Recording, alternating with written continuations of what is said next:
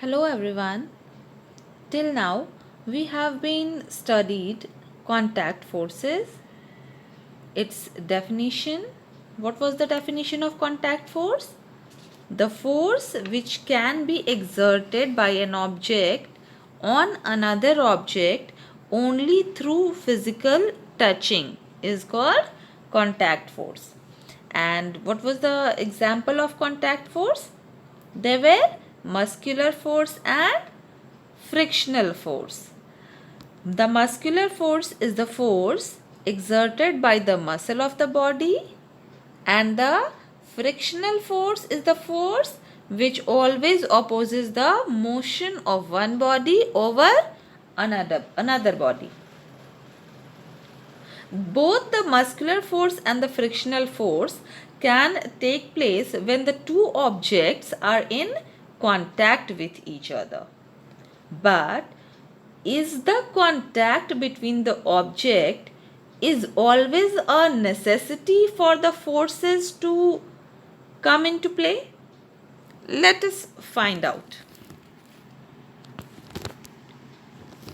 The second type of force is non-contact forces.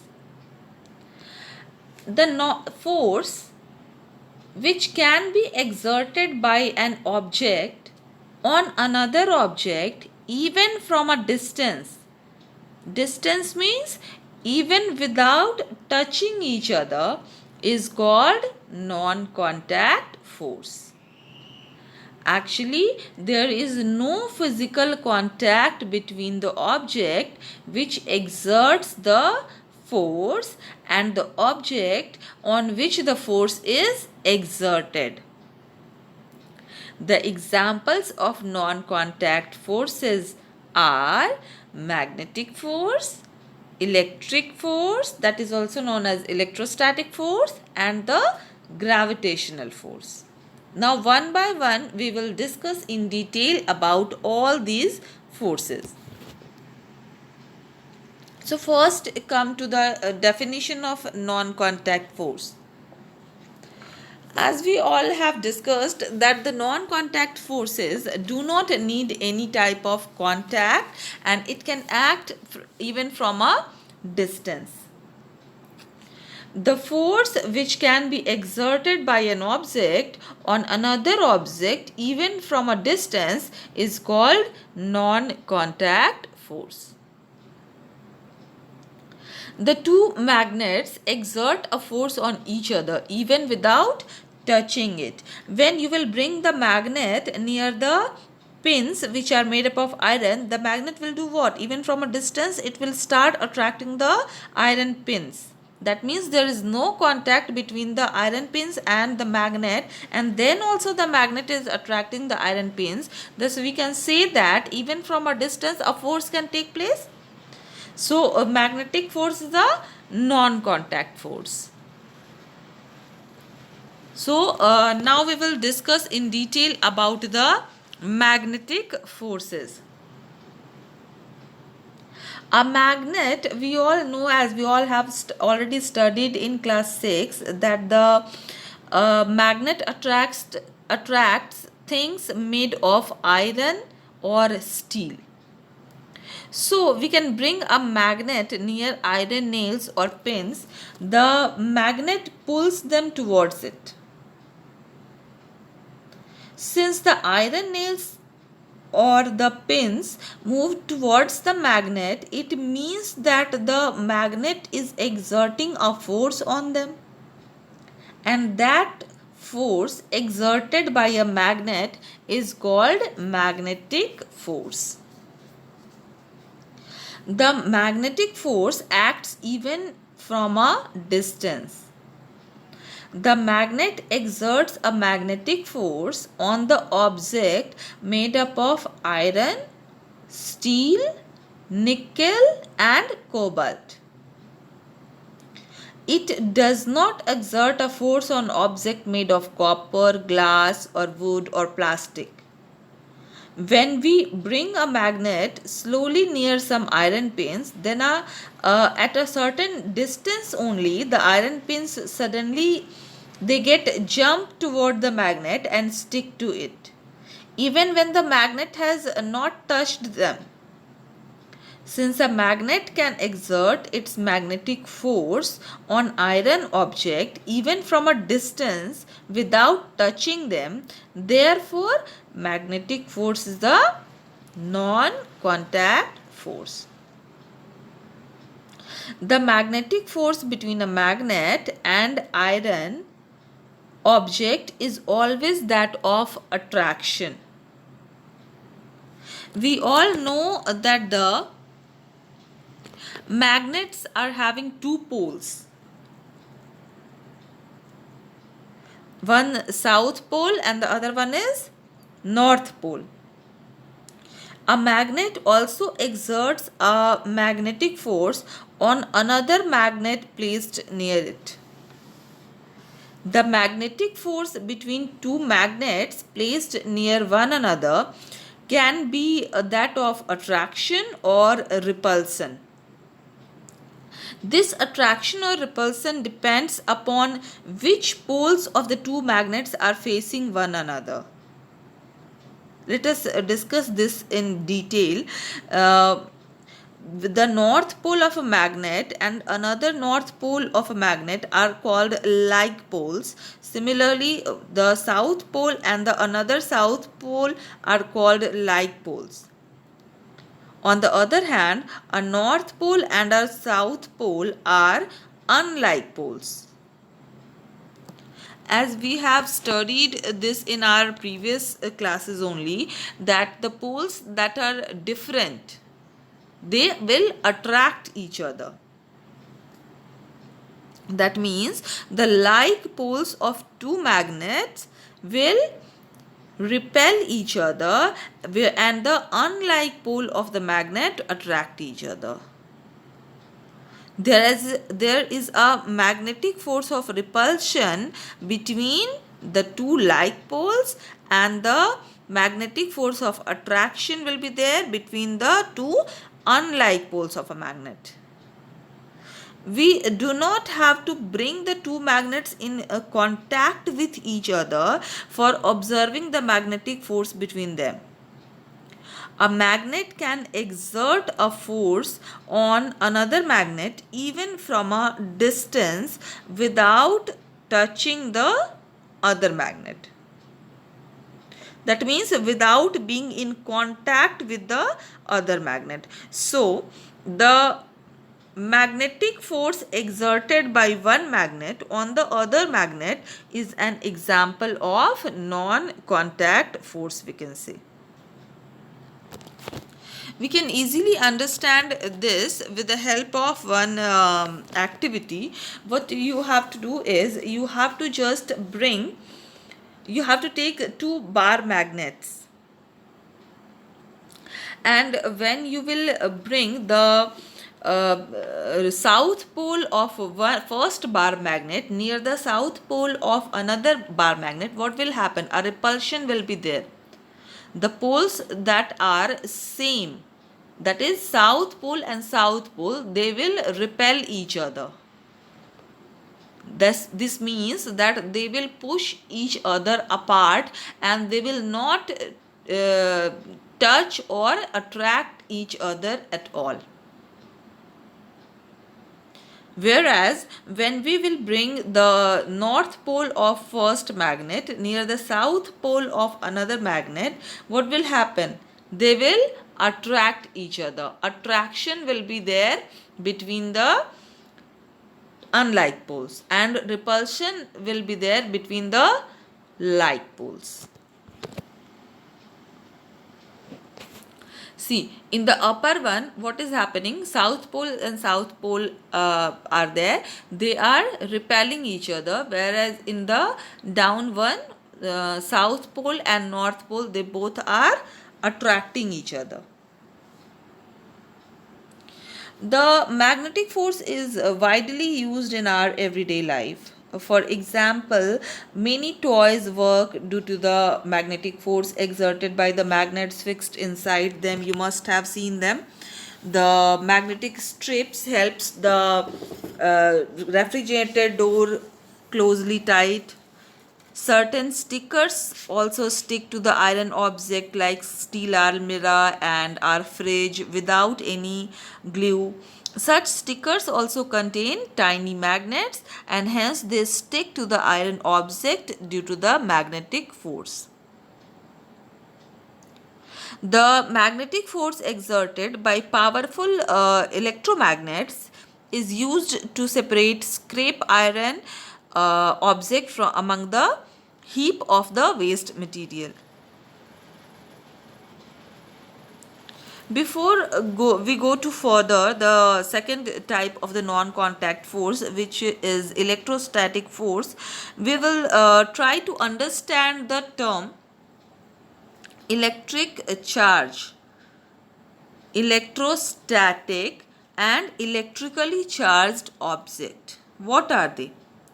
The electric charge are of two types. One is positive and the other one is negative.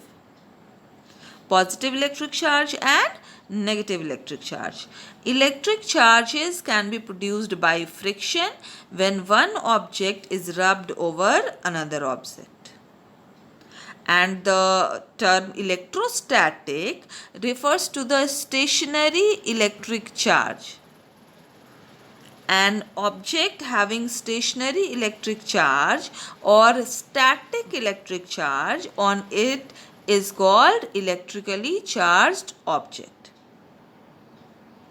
For example, a comb is said to have acquired electrostatic charge after it has been rubbed with dry hair. Such a comb is an example of a charged object. When we rub a comb on our dry hair, it becomes charged. An electrically charged object exerts an electrostatic force. An electrostatic force is actually an electrical force, and it is called electrostatic force because the electric charge involved in it remains static.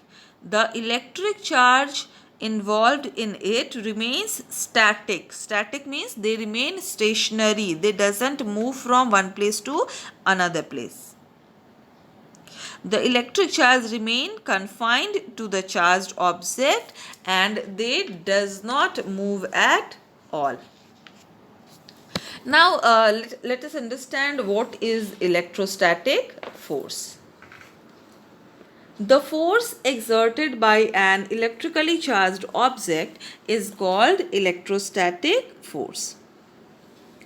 An electrically charged object can exert an electrostatic force on an uncharged object, or you can say another charged object also.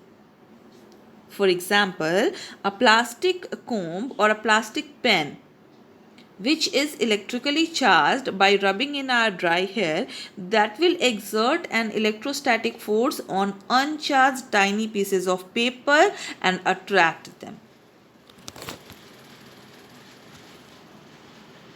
The electrostatic force is produced by charged objects which are non-conductors of electricity. Non-conductors means they may be made up of plastic, they may be made up of glass or rubber. When a plastic ruler is rubbed with a dry woolen cloth, the ruler becomes charged and it can attract small pieces of paper which are not charged. This activity you must have done many times, that we rub a plastic comb or plastic pen in our dry hair, and when we have to rub it for about 1 minute, and after then when we bring it to near the tiny pieces of paper, we will find that the comb attracts the tiny pieces of paper. The papers will move toward the comb and stick to it. Why this happen? This happens because when we rub the pen or the comb in our dry hair, the comb get electric charge by friction, And when this electrically charged comb is brought near the tiny pieces of paper, it will exert an electrostatic force of attraction to them. And due to this electrostatic force, the tiny pieces of paper will move toward the comb and stick to it.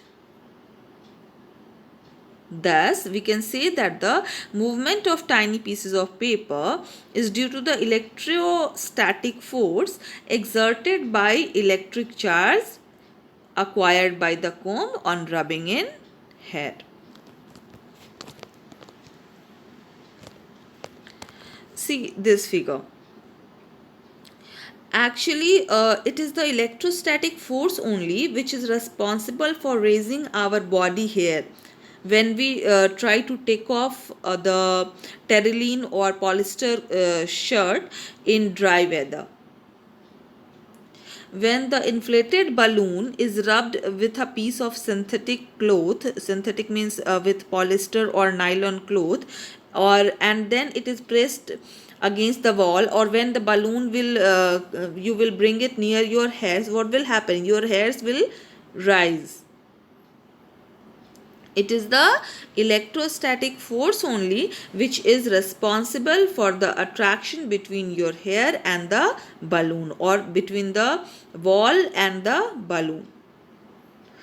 How this happens? Let us understand this. When we rub the balloon with a piece of synthetic cloth, the balloon will get electrostatically charged, and hence it is electrically charged, and the electrically charged balloon attracts the uncharged hair and stick to it. Similar is the case with this scale also. When you will rub this scale made up of plastic in your dry hair, it will get electrostatically charged and it will start attracting the tiny pieces of papers toward it. The electrostatic force can be exerted by a charged object on another object even from a distance, even when they are not in touch with each other, they are not in contact with each other. So electrostatic force is an example of non-contact force, just like we have seen in the electrically charged comb, plastic comb, that it was attracting the tiny pieces of paper. The scale is also attracting the tiny pieces of paper. The balloon is attracting our hairs, just like in the case of magnetic force also. And the electrostatic force can be attraction or repulsion depending on the situation, as it was there in the magnetic force, that depending upon the situation the two magnets will attract or repel. Similar is the case with electrostatic force also, that depending upon the situation it will attract or repel. The electrostatic force between any charged object, it can be positively charged also, it can be negatively charged also, and an uncharged object will always be of attraction. That means one body is charged and the other body is uncharged, then the force between them will always be of attraction. And the electrostatic force between two charged objects having like charges, that means when we will bring positive or negative near each other, then the force will be of repulsion. On the other hand, the electrostatic force between the two charged object having unlike charges. Unlike charges means one is positively charged and the other one is negatively charged, will be of attraction. So in our next video we will see the last example of non-contact force, that is the gravitational force or gravity.